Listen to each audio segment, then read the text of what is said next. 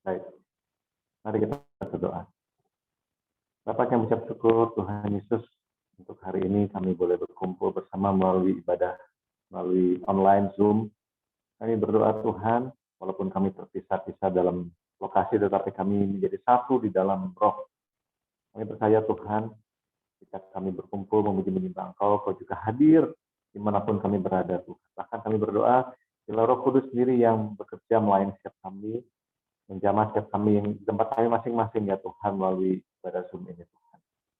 Dan Roh Kudus juga yang akan membuka hati kami, pikiran kami, supaya kami bisa mengerti apa yang menjadi kehendak-Mu bagi kami. Dan Roh Kudus juga akan mengurapi hamba-Mu Tuhan, supaya setiap kata yang keluar dari mulut hamba-Mu ini Tuhan, adalah isi hati-Mu sendiri Tuhan. Terima kasih ya Bapak.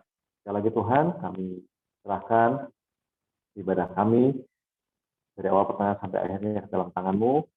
Kami siap untuk mendengarkan firman-Mu. Di dalam nama Yesus Kristus, kita siap sama-sama katakan amin. Amin. Oke, shalom semuanya. Apa kabarnya semua? Baik ya. Puji Tuhan. Ya, saya senang sekali kita bisa ketemu lagi. Terima kasih untuk semuanya yang sudah mengundang saya dan memberikan kehormatan kepada saya untuk bisa melayani Bapak Ibu di tempat ini ya, puji Tuhan. Nah, saya ingat kira-kira setahun yang lalu lah ya, kita ketemu juga dan kondisi dan situasi masih ibadah online ya, masih ibadah online. Dan kita sekarang juga masih ada dalam kondisi ya masih di rumah masing-masing. Nah, saya hari ini mau menyampaikan kepada Bapak Ibu semua di tempat ini, saudara-saudara, satu tema yang menurut saya akhir-akhir ini kita sangat perlukan. Satu hal yang saya temukan ya dari sudah lewat hampir setahun tepat ya kita ibadah online ya. Dan kalau nggak salah kita mulai itu akhir Maret ya, Indonesia mulai PSBB, lockdown dan seterusnya. Nah, ini kita udah terbiasa ya dengan ibadah secara online begini ya, sudah terbiasa.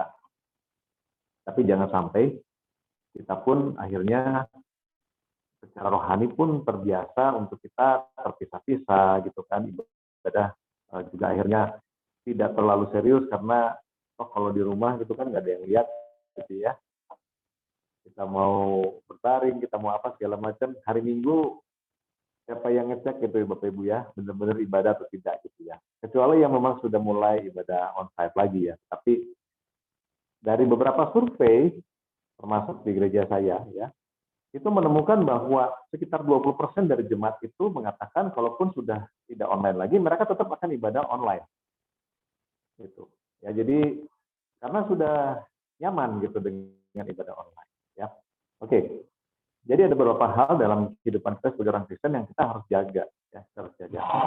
Nah, sebelum kita masuk ke dalam firman Tuhan, saya mau ajak kita nonton sebuah film sekitar 3 menit ya.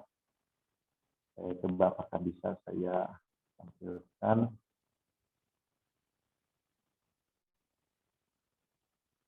Oke, sebentar ya. Saya siapkan dulu.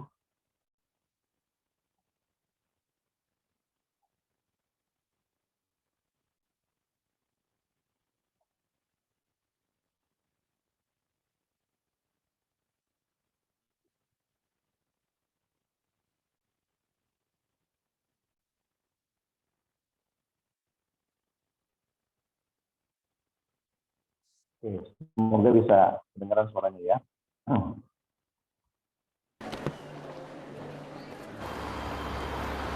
Sama Korea ya.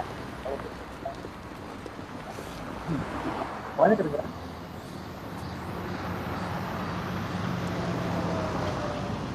Suaranya kedengaran, Pak. Oke.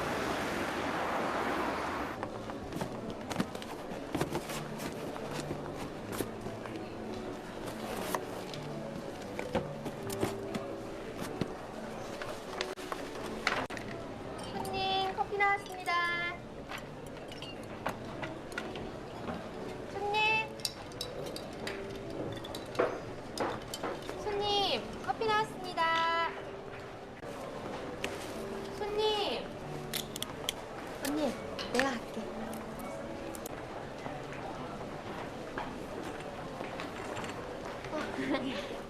손님.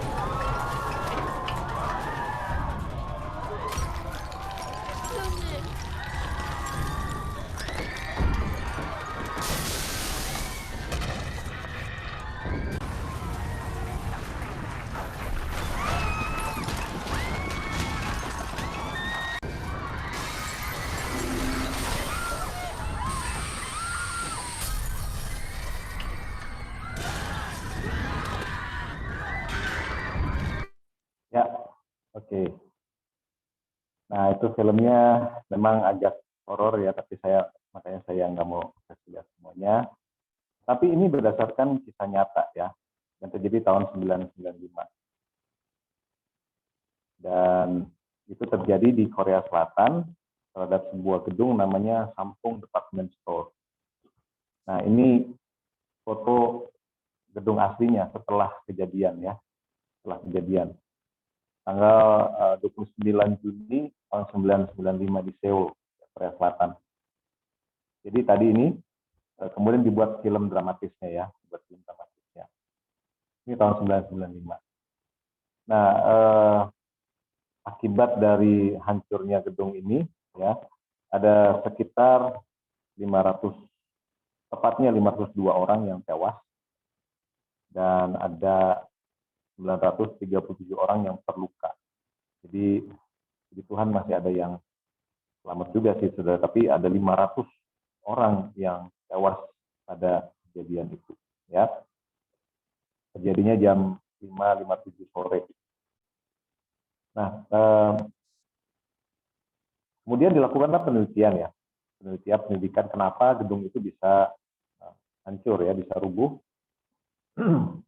Jadi ditemukan ada kesalahan perhitungan terhadap beban yang bisa ditampung oleh gedung tersebut. Jadi kalau Bapak Ibu lihat ya, di atas dari gedung itu kan biasanya ya Bapak Ibu kan tahu ya, kalau gedung-gedung bertingkat itu kan perlu yang namanya AC, ya, AC sentral ya. Nah biasanya taruhnya itu di atap. Kalau Bapak Ibu di Jakarta biasanya lihat ya, gedung-gedung besar itu kan pasti ada tuh di atasnya tuh, di atapnya itu benda-benda besar. Nah, peralatan tersebut seharusnya tuh ada jumlah bebannya berapa dan gedungnya itu terutama lantai paling atas itu bisa nampung beban berapa, itu harus dihitung semua. Itu tugasnya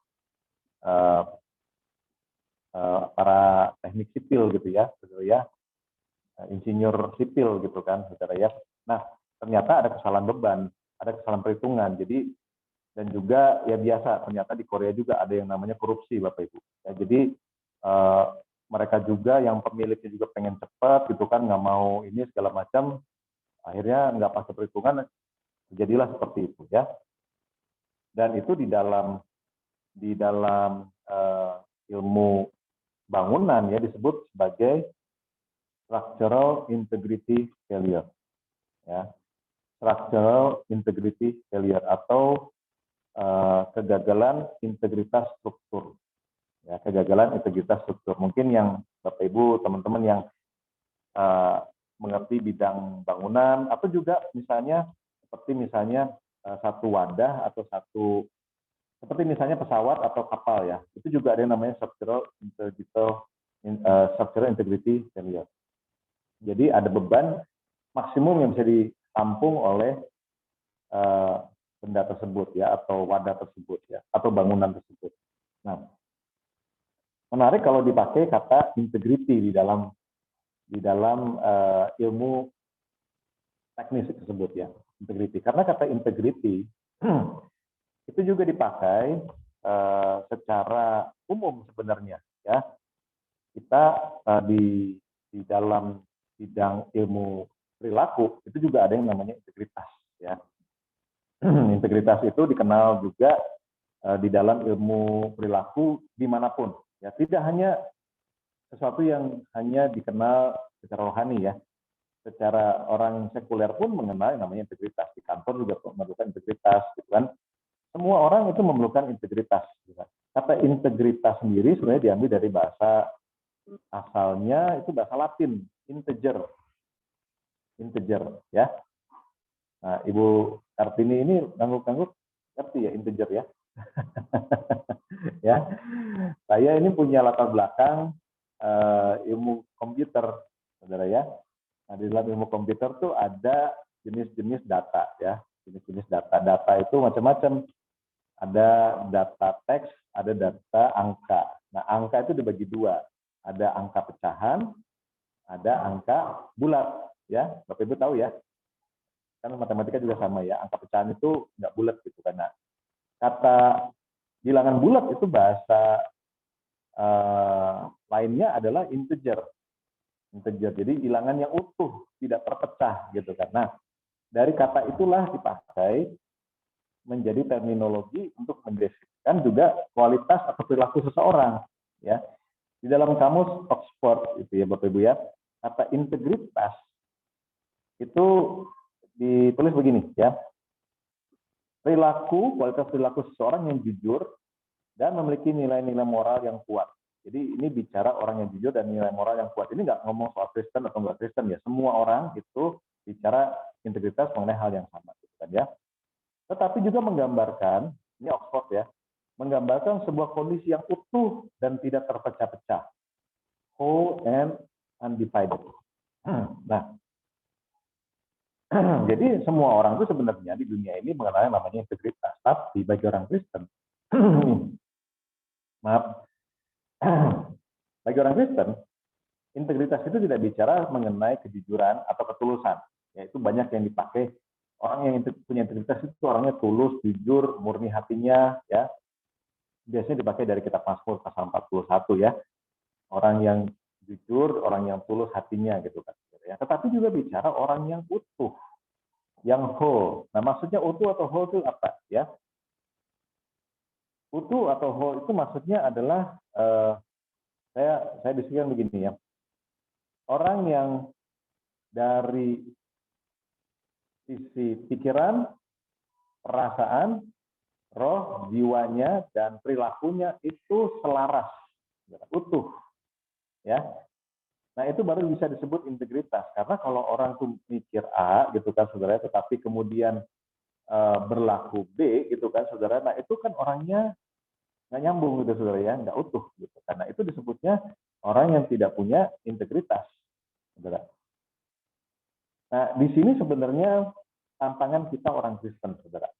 Tantangan kita orang Kristen tidak bicara soal ketulusan saja, tidak bicara soal orang yang jujur atau orang yang punya nilai moral yang baik, ya.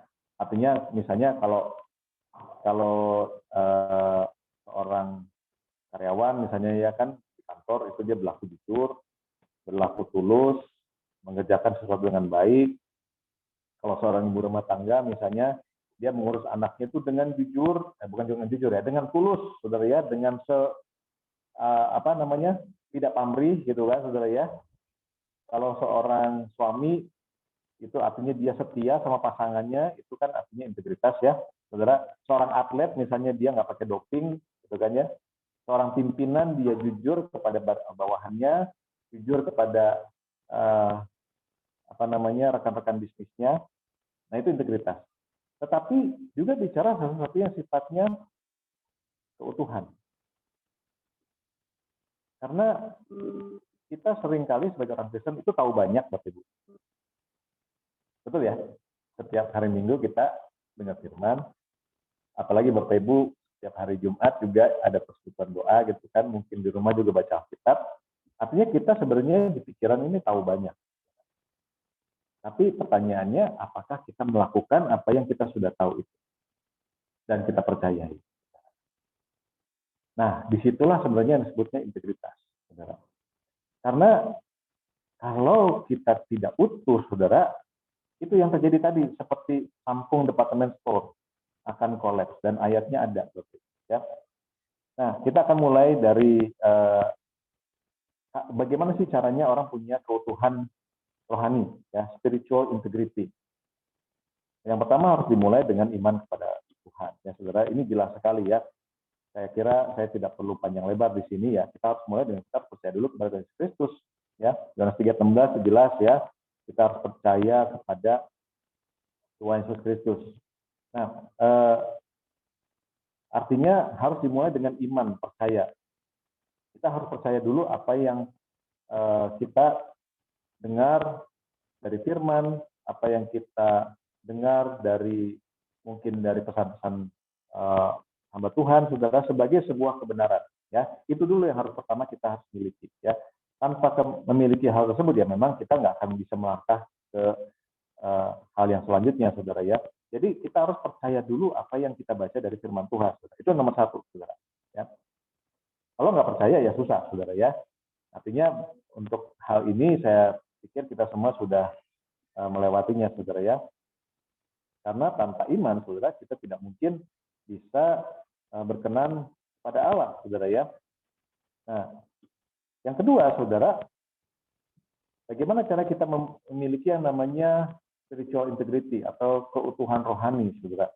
Yaitu melalui praktek hidup, saudara. Nah, jadi setelah kita ngerti dan percaya apa yang menjadi tuntunan firman Tuhan, apapun itu, saudara ya. Misalnya, contoh ya, saudara ya, kita harus mengasihi musuh, gitu, saudara ya. Orang yang menyakiti kita, saudara ya. Itu kan kalau kita baca begitu saja, baca ayatnya di Matius pasal yang kelima itu, saudara ya, itu kan kita ya udah kita baca dan mungkin dalam hati kita oke, kita terima gitu, saudara. Tapi untuk melakukannya, saudara, waduh, saudara, itu hal yang sangat-sangat berbeda. Apalagi kalau terhadap orang yang sudah sangat menyakiti kita, yang mungkin bahkan membuat hidup kita itu sangat susah, saudara. Kalau kita cuma baca, Yesus berkata kan, kasihilah musuhmu dan berdoalah bagi mereka yang menganiaya kamu. Itu satu teks hitam putih yang kita baca di Alkitab atau mungkin di handphone saudara. Cuma nggak nyampe 30 detik kita bacanya, saudara. Tapi prakteknya bisa seumur hidup, saudara. Betul nggak, saudara ya? Waduh, apalagi orang yang benar-benar bikin hidup kita hancur, susah gitu, saudara. Gimana caranya mengasihi dia, gitu, saudara? Nah, disitulah sebenarnya integritas kita diuji, saudara. Nah, kita tahu Tuhan juga bukan Tuhan yang kejam ya, yang menyuruh kita melakukan sesuatu yang tidak bisa kita lakukan, saudara. Tidak, saya percaya Tuhan itu begitu tahu batas spiritual integrity kita, saudara. Nah, artinya, saudara, sebenarnya apapun yang terjadi dalam kehidupan kita, kalau itu yang terjadi, sebenarnya kita mampu untuk menghadapinya, saudara. Oleh karena itu, saudara, mari kita baca ya 2 Korintus pasal 13 ayat yang kelima, saudara ya.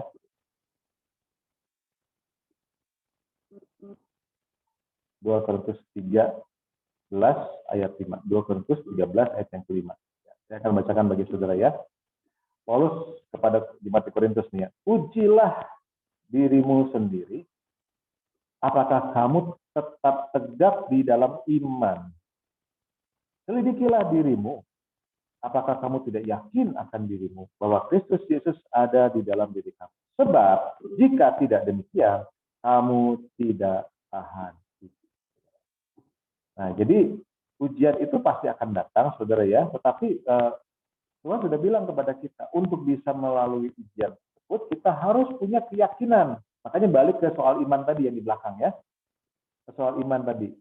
Dikatakan bahwa ujilah diri kita sendiri, saudara. Apakah kita ini yakin bahwa Yesus itu ada di dalam kita, saudara? Karena tanpa kita punya keyakinan itu, saudara, sebenarnya kita akan mengandalkan diri sendiri. Begini, saudara, ya. Berkali-kali dalam firman Tuhan dikatakan bahwa kita harus mengandalkan Tuhan. Bahkan sebenarnya ya, kata mengandalkan itu berkaitan erat dengan kata iman, saudara. Ya. Orang yang percaya kepada Tuhan itu artinya dia mengandalkan Tuhan. Sama seperti kita percaya kepada seorang dokter, ya. Karena kita mengandalkan kesan kita kepada dokter tersebut, gitu saudara. Ya, makanya kita pergi ke dokter tersebut. Kenapa kita pergi ke dokter A misalnya? Ya karena kita percaya sama dokter itu. Dengan kata lain kan kita mengandalkan kesehatan kita kepada dokter tersebut. Sama dengan kita percaya kepada Tuhan. Percaya kepada Tuhan itu artinya kita mengandalkan diri kita kepada Tuhan. Kalau kita mengandalkan diri kita kepada Tuhan, artinya kita mengandalkan kekuatan yang Tuhan berikan kepada kita, bukan mengandalkan diri kita sendiri. Untuk bisa seperti itu, kita harus yakin bahwa dalam kita ada Yesus Kristus, ada Roh Kudus dalam hidup kita. Kita harus yakin bahwa kita ini ditolong sama Tuhan ketika kita mengalami ujian. Kita harus yakin kita pasti punya kekuatan dari Tuhan bahwa kita bisa melewati ujian tersebut, apapun itu, saudara. Dari ujian yang paling sederhana sampai ujian yang paling besar. Saudara jangan berpikir bahwa kita itu baru minta tolong sama Tuhan ketika kita udah nggak sanggup ya, saudara ya. Sebenarnya kan menurut saya ya, kita harus mulai dengan perkara-perkara kecil gitu kan, saudara ya. Kita bingung misalnya hari ini mau pakai baju apa gitu kan, saudara ya. Ya kan kadang-kadang pakai baju apa ya gitu ya, saudara ya. Nah, kenapa nggak ajak Tuhan itu terlibat? Ada yang bilang begini, masa Tuhan aja direpotin masalah milih baju gitu kan, saudara. Loh, why not gitu, saudara? Dulu waktu kita kecil, ya waktu kita masih kecil ya, kan kadang-kadang kita nanya sama orang tua kita kan, sama mama kita, sama papa. Ya biasa sama mama sih ya. Ya. Kalau sama papa jawabnya terserah mau pakai apa gitu. Tapi kalau sama ibu kita kan, "Ma, pakai baju apa ya?" Terus akhirnya kita diskusi gitu kan. Why not gitu kan? Itu kita belajar untuk mengandalkan Tuhan, ya. Kita mau misalnya mau masak apa gitu kan, atau mau pilih sekolah di mana, atau pilih pekerjaan di mana, itu yang makin lama makin serius ya. Ya andalkan Tuhan, saudara. Itu kita belajar, ya. Tanya sama Tuhan, ya. Karena di situ kita melatih keintiman kita sama Tuhan, saudara. Jangan kita nyari Tuhan setelah semuanya kita udah nggak bisa, udah nyerah, baru nyari Tuhan, ya. Seperti seorang anak yang intim sama bapaknya gitu kan, sama orang tuanya, ya. Beda dengan anak yang hanya nyapa bapaknya kalau ada maunya doang gitu kan. Itu beda banget. Ya.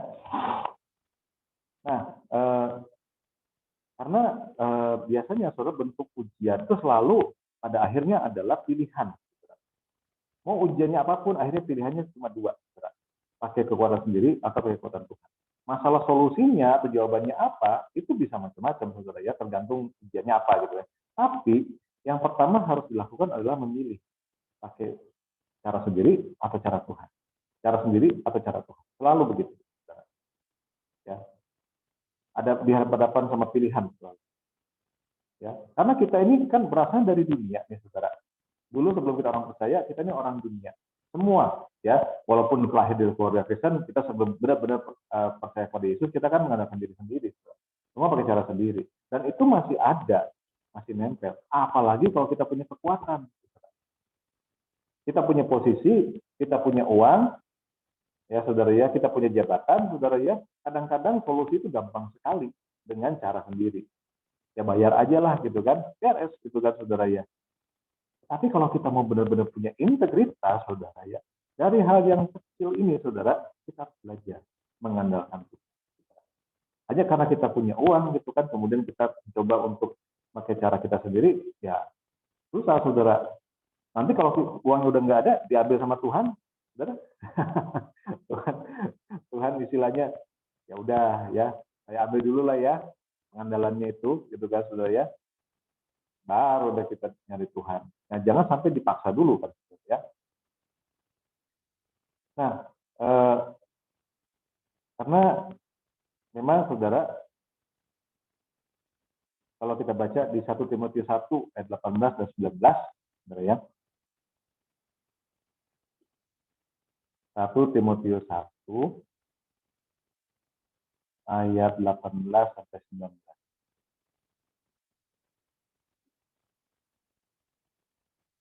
Paulus bilang begini kepada Timotius, ya. Tugas ini kuberikan kepadamu, Timotius, anakku, sesuai dengan apa yang telah dinubuatkan tentang dirimu, supaya dikuatkan oleh nubuat itu, engkau memperjuangkan perjuangan yang baik dengan iman dan hati nurani yang murni. Ya, ini berkaitan dengan integritas. Beberapa orang telah menolak hati nuraninya yang murni itu, dan karena itu kandaslah imannya. Nah, di sini saudara, kenapa kita harus belajar untuk utuh di dalam kehidupan kita sebagai orang Kristen, saudara? Karena saudara, kita ini akan selalu diuji. Nah, setiap kali kita diuji, sebenarnya yang diuji itu, saudara ya, iman atau kepercayaan kita yang ada dalam hati nurani kita. Kita tahu di dalam hati kecil kita nih, saudara, bahwa yang kita lakukan ini benar atau salah. Benar atau salah. Dari hari ke hari. Buktinya nih kan, saudara, kita kadang-kadang setelah kita lakukan sesuatu, kita mulai baru nyesel. Aduh, kenapa ya saya tadi lakukan begitu, gitu kan? Ya, malam waktu kita mau berdoa, kita baru istilahnya beres-beres sama Tuhan, gitu kan? Tuhan, ampuni ya saya tadi gini. Nah, sebenarnya kita tahu karena kita punya penyesalan itu. Kecuali memang kita nggak tahu sama sekali, ya udahlah ya, Tuhan juga ngerti. Tapi kalau kita tahu itu, saudara ya, dibuktikan dengan kita kemudian menyesal dan minta ampun, sebenarnya kita itu sedang, tadi bahasanya Paulus ya, menolak hati nuraninya yang murni. Lama-lama, saudara, runtuh, saudara, kolaps. Bahasanya Paulus, kandaslah iman. Saudara. Itu yang terjadi kepada si Kampung Departemen tadi. Departemen Store tadi ya. Itu semua tuh tahu bahwa ini harusnya ya, karena kalau lihat dokumenterinya, saudara ya, Bapak Ibu bisa lihat ya, dokumenter di YouTube. Itu ternyata seminggu sebelumnya kalau nggak salah itu sudah kelihatan retak-retak. Sudah kelihatan. Saudara. Ya, ada di National Geographic kalau nggak salah videonya ya, saudara ya. Itu sudah kelihatan. Bahkan sudah ada orang yang ngecek segala macam, sudah ada rekomendasi segala macam. Tapi yang punyanya itu kan nggak mau rugi, saudara. Dibuka terus, saudara, departemen store-nya, 500 orang mati, saudara. Ya. Jadi sebenarnya warningnya sudah ada. Demikian juga kita, saudara. Ya, kalau kita di dalam iman mengikut Yesus, saudara ya, warning itu selalu ada, saudara ya. Makanya perhatikan suara Roh Kudus dalam hati kita, saudara ya. Saya yakin Roh Kudus pasti ngomong lah, saudara ya. Buktinya saudara juga ngerti kan, saudara ya. Kita menyesal dan seterusnya, ya. Nah, oleh karena itu, saudara, saya tutup ya, saudara ya. Kita kembali kepada Yesus sebagai sumber spiritual integrity kita, saudara ya. Tanpa Yesus, saudara, maka sebenarnya kita tidak bisa apa-apa, saudara. Ya. Saya tutup dengan ayat dari Paulus yang saya yakin saudara pasti sudah sering dengar ya. Tetapi ayat ini harus jadi rema bagi kita ya. Filipi 4 ayat 13. Ya, segala perkara dapat kutanggung di dalam Dia yang memberi kekuatan kepada saudara. Apapun saudara ujian iman kita sekarang, saudara ya. Orang pakai bahasa itu ujian iman itu masalah, saudara ya. Masalah apapun gitu ya, kesehatan, keluarga, pekerjaan, bisnis, apapun gitu ya. Tapi sebenarnya itu ujian. Ya, ujian. Kita bisa melewati atau tidak. Masalahnya selesai atau tidak itu biasanya nomor sekian. Tetapi respon kita itu yang paling penting di hadapan Tuhan. Karena, saudara, ya, breaking news, saudara, masalah apapun, sebesar apapun nggak kita bawa ke surga. Ya, saudara ya. Suksesan sebesar apapun nggak kita bawa ke surga, saudara. Yang kita bawa adalah hati kita, saudara. Itu yang lebih penting lagi, saudara. Oleh karena itu, masalah yang bisa nggak selesai. Tapi kalau responnya benar, saudara, ya, saya yakin kita nggak lagi melihat itu sebagai masalah, saudara. Ya. Oleh karena itu, saudara ya, tutup dengan Ibrani 12 ayat yang kedua, ya, masih bicara soal iman. Ibrani 12 ayat yang kedua.